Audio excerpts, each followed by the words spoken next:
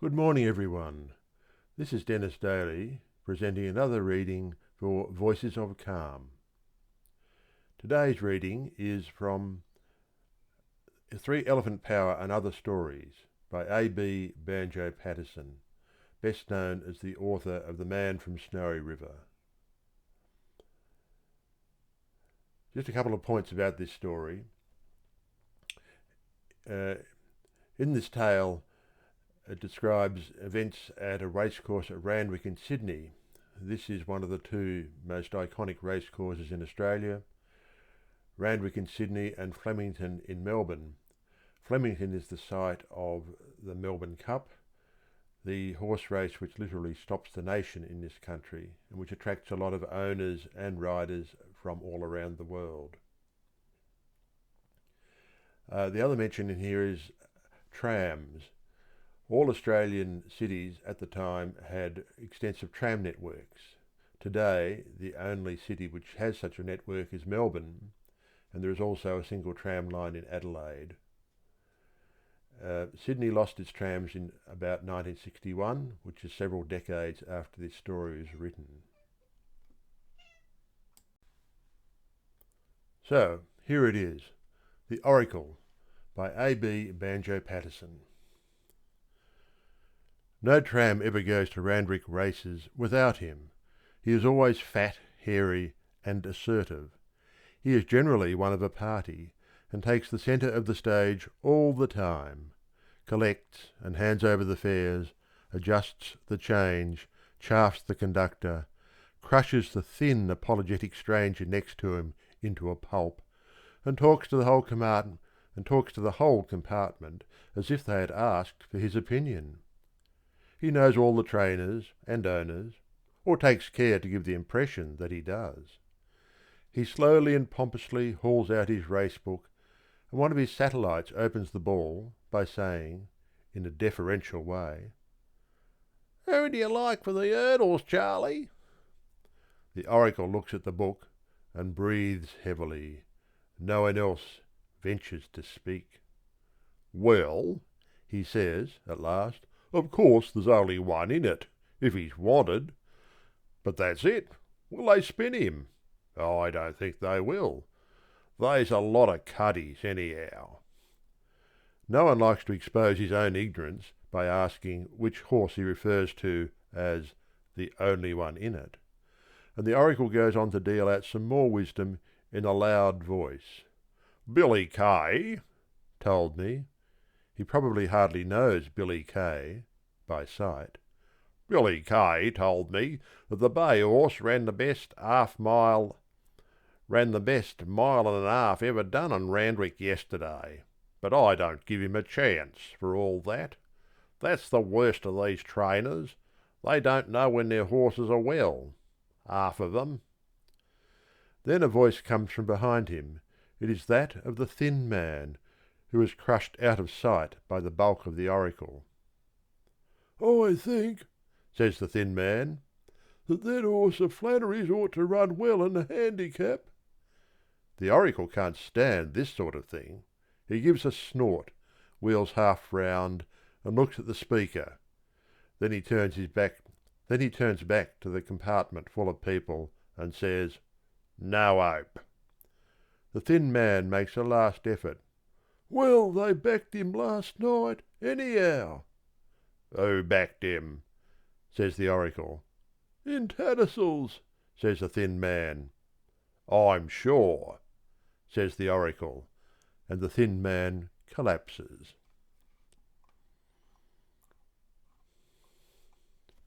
On arrival at the course, the oracle is in great form. Attended by his string of satellites, he plods from stall to stall, staring at the horses.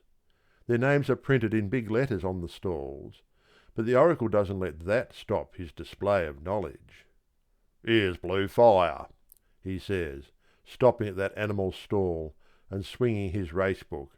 "Good old Blue Fire," he goes on loudly, as a little court collects. "Jimmy B," mentioning a popular jockey, "told me he couldn't have lost on Saturday week if he had only been ridden different. I had a good stake on him too that day. Law, the racers that have been chucked away on this horse. They will not ride him right." A trainer who is standing by civilly interposes. "This isn't Blue Fire," he says. "Blue Fire's out walking about. This is a 2-year-old filly that's in the stall." "Well, I can see that, can't I?" says the Oracle crushingly. "You don't suppose I thought Blue Fire was a mare, did you?" And he moves off hurriedly. "Now, look here, you chaps," he says to his followers at last.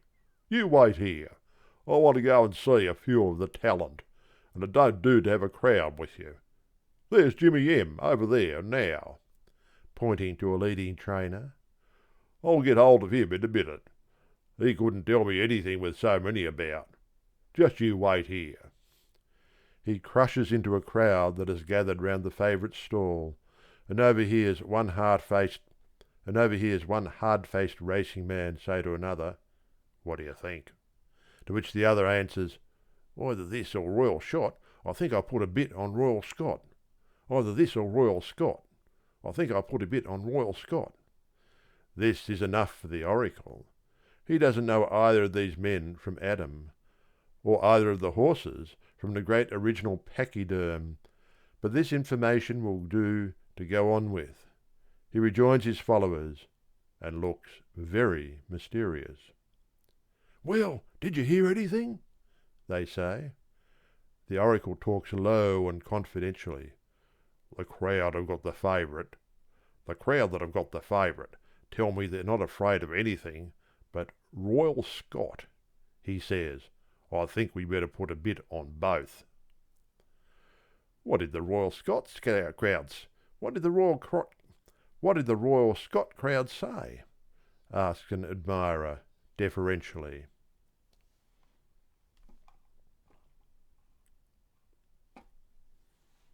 "Oh, they're going to try and win. I saw the stable commissioner, and he told me they were going to put $100 on him. Of course, you needn't say I told you, 'cause I promised him I wouldn't tell." And the satellites beam with admiration of the Oracle, and think what a privilege it is to go to the races with such a knowing man. They contribute their mites to the general fund, some putting in £1, others half a sovereign, and the Oracle takes it into the ring to invest, half on the favourite and half on Royal Scot. He finds that the favourite is at 2-1, and Royal Scot at 3s, 8-1 being offered against anything else. As he ploughs through the ring, a whisperer, one of those broken-down followers of the turf who get their living in various mysterious ways, but partly by giving tips to backers, pulls his sleeve. "What you backing?" he says. "Favourite and Royal Scot," says the Oracle. "Put £1 on Bendermere," says the tipster. "It's a certainty. Meet me here if it comes off, and I'll tell you something for the next race. Don't miss it now. Get on, quick." The Oracle is humble enough before the hanger-on of the turf. A bookmaker roars, 10-1, Bendermere. He suddenly fishes out a sovereign of his own. He hasn't money to spare, for all his knowingness, and puts it on Bendermere. His friend's money he puts on the favourite and Royal Scot, as arranged. Then they all go round to watch the race.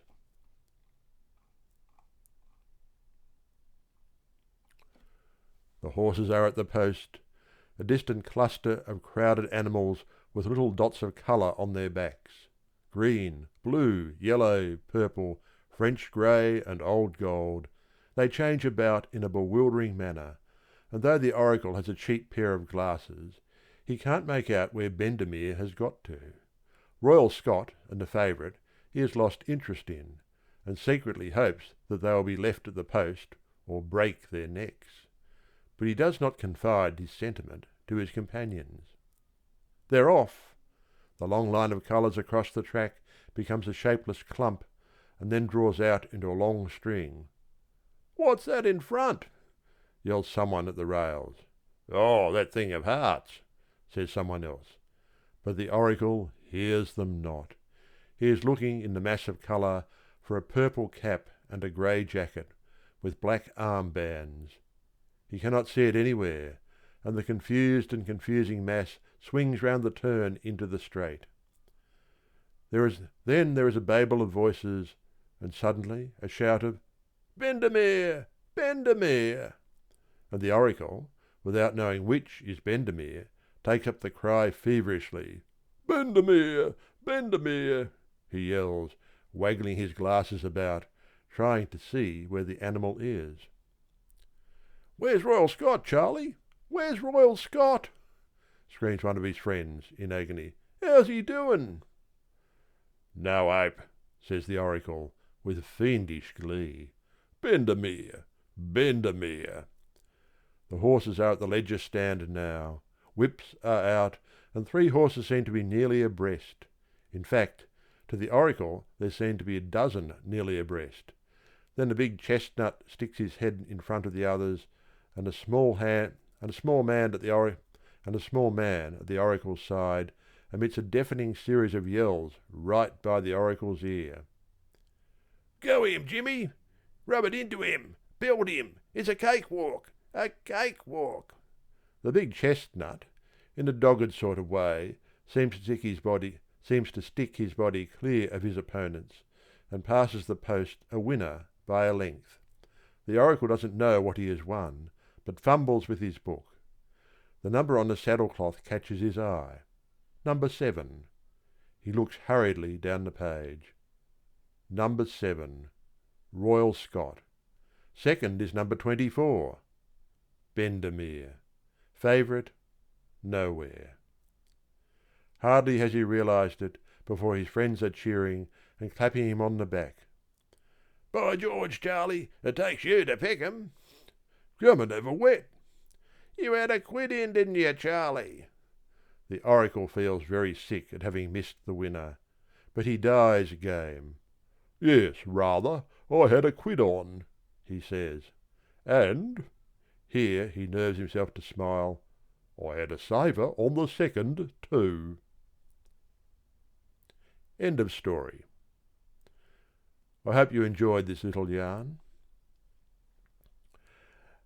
Before finishing, I'd like to thank Adam and Andrea for making it possible for us to get together and give these stories to you on Voices of Calm. Stay safe and have a good day. Bye.